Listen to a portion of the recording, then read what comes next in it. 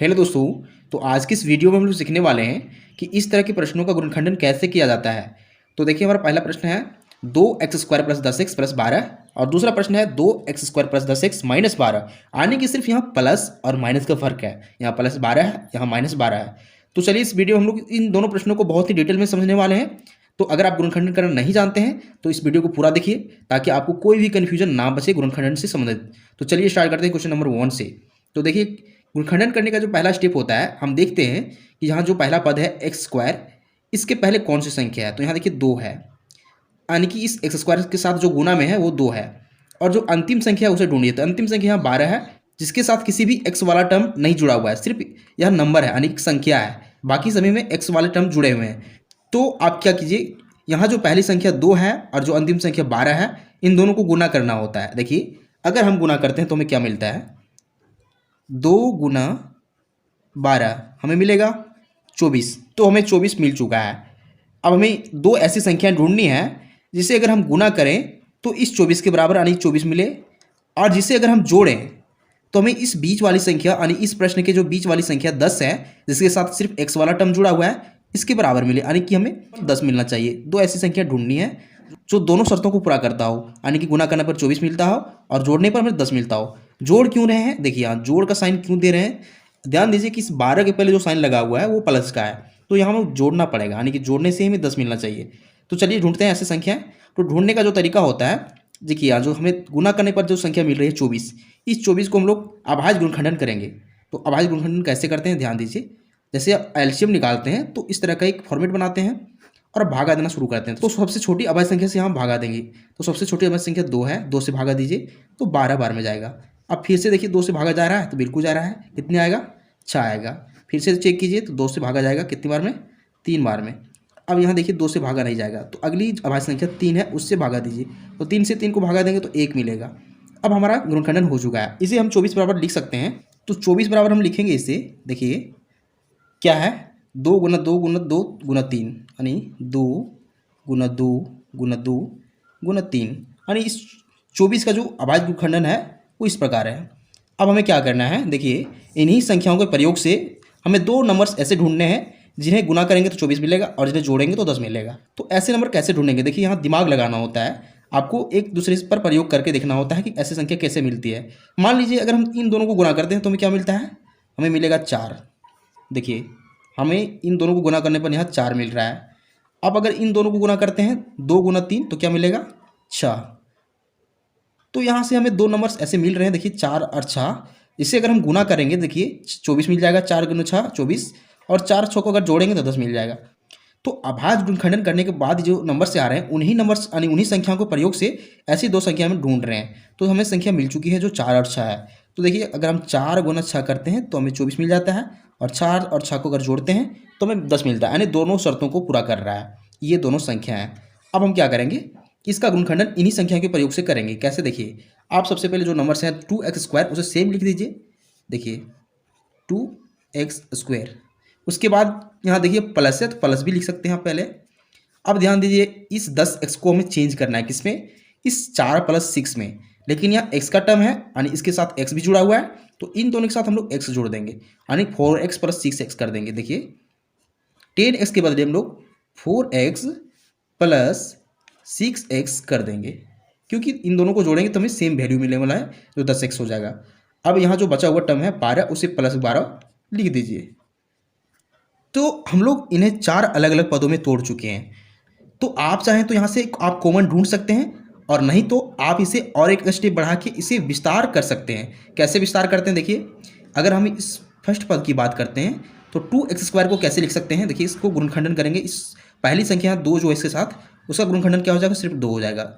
उसके बाद यहाँ x² का जो गुणनखंडन हो जाएगा वो क्या हो जाएगा, x गुना x। अब यहाँ 4x की बात हो रही है, प्लस दीजिए पहले। 4x को क्या लिख सकते हैं, 2 गुना x। इसी प्रकार इसको भी विस्तार करना है, यानी कि एक्सपेंड करना है। तो देखिए प्लस यहाँ साइन देंगे, पहले प्लस है तो 6 को क्या लिख सकते हैं, 2 गुना 3, और फिर x है तो गुना में x। 12 को क्या लिख सकते हैं, देखिए 12 का जो गुणनखंडन है वो ये है, 2 गुना 3 लिख सकते हैं, प्लस देखिए 2 गुना 3। अब ध्यान दीजिए ये जो टर्म्स आ रहा है ये चारों पदों का विस्तार रूप है, यहाँ से यहाँ तक, फिर यहाँ से यहाँ तक। अब क्या करना है कि इन्हीं में कॉमन ढूंढना है, इन दोनों नज़दीक यानी एक दूसरे के नज़दीक वाली पदों में से कॉमन ढूंढना है, फिर इन दोनों में से कॉमन ढूंढना है। तो कॉमन ढूंढते कैसे, देखिए कॉमन का मतलब क्या है, जो दोनों में अवेलेबल हो। कैसे, देखिए आप मान लीजिए यहाँ जो 2 है उसे ढूंढिए, 2 इसमें है क्या, तो इसमें भी 2 है, यानी कि दोनों में अवेलेबल है, तो यहाँ से 2 दोनों में है तो 2 कॉमन आ गया। फिर x की बात कीजिए तो x यहाँ भी है और x यहाँ भी है, तो x यहाँ से कॉमन आ गया, यानी 2x कॉमन आ चुका है। अब देखिए यहाँ कुछ कॉमन है तो फिर से ढूंढिए, तो कॉमन यहाँ कुछ नहीं बचा हुआ है, अलग अलग टर्म्स हैं। तो क्या करेंगे, यहाँ एक कोष्टक का साइन देंगे और जो बचा हुआ पद है उसे लिख दीजिए। यहाँ x बच रहा है क्योंकि ये दोनों कॉमन आ चुके हैं, तो x लिख दीजिए। फिर प्लस का साइन है तो प्लस लिख दीजिए। अब यहाँ देखिए क्या बच रहा है, यहाँ 2 बच रहा है तो 2 लिख दीजिए, कॉमन में आ जाएगा, यानी कि कोष्टक में आ जाएगा। तो अब देखिए इन दोनों का कॉमन ले चुके हैं। अब ध्यान दीजिए कि इन दोनों में भी कॉमन लेना है। तो देखिए इसमें क्या है, यहाँ भी 2 है और यहाँ भी 2 है, तो देखिए इन दोनों के पास प्लस का साइन है, तो इन दोनों में प्लस का साइन यहाँ पहले कॉमन आएगा, फिर यहाँ इन दोनों में 2 है तो 2 कॉमन आ जाएगा। इसके बाद कौन सी संख्या कॉमन है, यहाँ भी 3 है और यहाँ भी 3 है जो अंतिम में है, तो 2 गुना 3 आ जाएगा कॉमन। अब यहाँ कोई कॉमन नहीं बचा हुआ है, तो क्या करेंगे, कोष्टक का साइन देंगे और यहाँ जो पद बच रहा है x उसे लिख देंगे, और फिर यहाँ प्लस का साइन देंगे और यहाँ जो बच रहा है 2 उसे लिख देंगे। अब देखिए यहाँ सबसे पहले चेक करना होता है कि जो दोनों कोष्टक में आ रहा है इसके अंदर सेम पद है या नहीं। तो यहाँ x+2 यहाँ भी है कोष्टक के अंदर और x+2 यहाँ भी है, यानी कि कोष्टक के अंदर दोनों पद अगर एक समान हो, यानी एक समान पद मिल रहे हैं, तो इसका मतलब है कि हमारा गुणनखंडन सही बन रहा है, ये दोनों कोष्टक के पद मिलने चाहिए। अब क्या करने वाले हैं हम लोग, देखिए x+2 दोनों में अवेलेबल है, तो x+2 को हम लोग फिर से कॉमन ले लेंगे क्योंकि दोनों में है। अब कॉमन ले चुके हैं तो यहाँ जो टर्म्स बच रहा है 2x उसे कोष्टक के अंदर लिखिए 2x, फिर यहाँ प्लस है तो प्लस लिखिए। अब यहाँ क्या बच रहा है, 2 गुना 3 बच रहा है, 2 गुना 3 मतलब 6 बच रहा है, तो 6 लिखिए, यानी कि x+2 इसे लिख सकते हैं कॉमन देके x+2 इंटू 2x+6 जो बन रहा है, ये इस प्रश्न का गुणनखंडन हो जाएगा, यही हमारा फाइनल आंसर हो जाएगा। तो ये तरीका होता है गुणनखंडन करने का। हम लोग फर्स्ट सवाल हल कर चुके हैं, अब हम लोग सेकंड सवाल हल करेंगे, लेकिन आप क्वेश्चन 2 को स्किप मत कीजिए, इसे पूरा देखिए क्योंकि यहाँ माइनस का साइन लगा हुआ है, यहाँ प्लस था यहाँ माइनस का साइन लगा हुआ है, और माइनस के साइन में स्टूडेंट को काफ़ी डाउट होता है, आप इसको क्लियर करके ही जाइए। तो स्टार्ट करते हैं क्वेश्चन नंबर 2 से। देखिए फिर वही करना है कि यहाँ जो पहली संख्या 2 है और अंतिम संख्या 12 उसको गुना करेंगे। तो जानते हैं अगर हम 2 गुना 12 करेंगे तो हमें मिलने वाला है 24। अब ध्यान दीजिए इस 24 का अभाज्य गुणनखंडन क्या था, 2 गुना 2 गुना 2 गुना 3, इसे लिख सकते हैं 24 बराबर, देखिए 2 गुना 2 गुना 2 गुना 3, ये होगा 24 का अभाज्य गुणनखंडन। अब क्या करना है कि हमें 2 ऐसी संख्याएं ढूंढनी है, देखिए जिसे अगर हम गुना करें तो हमें 24 मिलेगा, और जिसे अगर हम माइनस करें तो हमें बीच वाली संख्या 10 मिलेगा।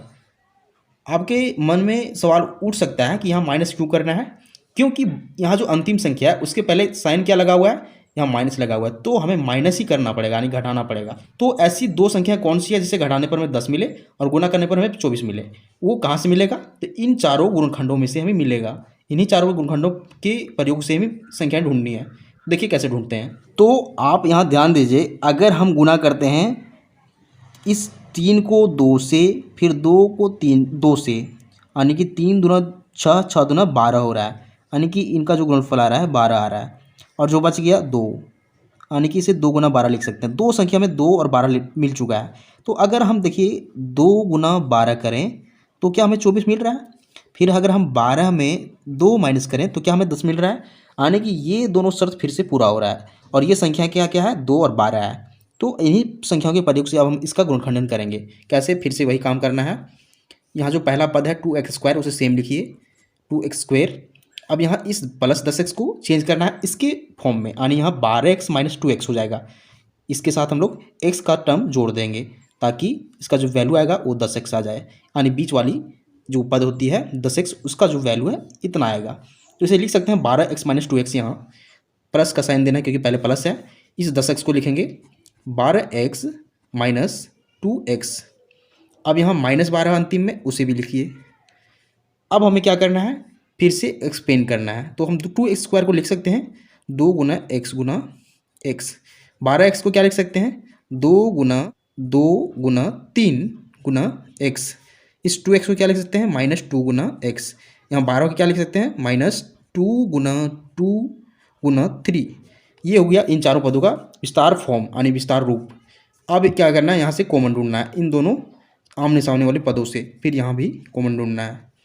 तो देखिए इसमें कॉमन क्या आ जाएगा, इस पद में और इस पद में। यहाँ 2 है तो यहाँ भी 2 है, यहाँ x है तो यहाँ भी x है, और कुछ कॉमन यहाँ नहीं मिल रहा है तो क्या करेंगे 2x को कॉमन ले लेंगे और यहाँ कोष्टक का साइन देंगे और जो बचा हुआ पद है x उसे लिख देंगे। फिर यहाँ प्लस है बीच में तो प्लस लिखिए, और यहाँ देखिए ध्यान दीजिए यहाँ 2 गुना 3 बच रहा है, यानी कि 2 गुना 3 6 बच रहा है। तो इसमें कॉमन ले चुके हैं, अब यहाँ कॉमन लेना है इन दोनों पदों में। तो ध्यान दीजिए कि यहाँ दोनों में माइनस का साइन है, यहाँ भी माइनस है और यहाँ भी माइनस है, तो हम पहले माइनस को कॉमन लेंगे क्योंकि दोनों में है। अब यहाँ संख्याएं ढूंढनी है कॉमन को, तो यहाँ 2 है और यहाँ भी 2 है, तो 2 यहाँ कॉमन आएगा। फिर देखिए कुछ कॉमन है तो फिर ढूंढिए, कॉमन यहाँ कोई संख्या नहीं है, यानी x भी यहाँ कॉमन नहीं है, तो क्या करेंगे सिर्फ कॉमन 2 आएगा। अब यहाँ कोष्टक दीजिए, फिर जो बच गया x वाला पद उसे लिख दीजिए। अब यहाँ देखिए साइन क्या आएगा, तो साइन यहाँ हम लोग माइनस को कॉमन ले चुके हैं, इसलिए यहाँ आप प्लस आने वाला है क्योंकि हम लोग माइनस को कॉमन ले चुके हैं। अब जो बच गया पद यहाँ 2 गुना 3 बच रहा है, 2 गुना 3 कितना हो जाएगा 6 हो जाएगा। अब देखिए फिर से कोष्टक के अंदर सेम पद है 6x + 6 x + 6, यानी कि हमारा गुणनखंड सही बन रहा है। ये होता है जांच करने का तरीका। अब क्या करना है कि x + 6 को फिर से कॉमन लेना है क्योंकि दोनों में अवेलेबल है, तो x + 6 कॉमन आ जाएगा। और जो यहाँ बचा हुआ पद है 2x उसे यहाँ लिख देंगे क्योंकि बचा हुआ है, फिर यहाँ माइनस का साइन है तो माइनस लिखिए, फिर यहाँ बचा हुआ पद 2 है। x + 6 × 2x - 2 ये इस प्रश्न का गुणनखंडन हो जाएगा, यही हमारा आंसर हो जाएगा। तो ये तरीका होता है इस तरह के सवालों को हल करने का। तो उम्मीद करते हैं आपको मेथड समझ में आ चुका होगा। तो अगर आपको वीडियो पसंद आता है तो वीडियो को लाइक कीजिए एंड चैनल को सब्सक्राइब जरूर कीजिए क्योंकि हम इसी तरह का वीडियो बनाते रहते हैं जो आपके काम का हो। Thank you.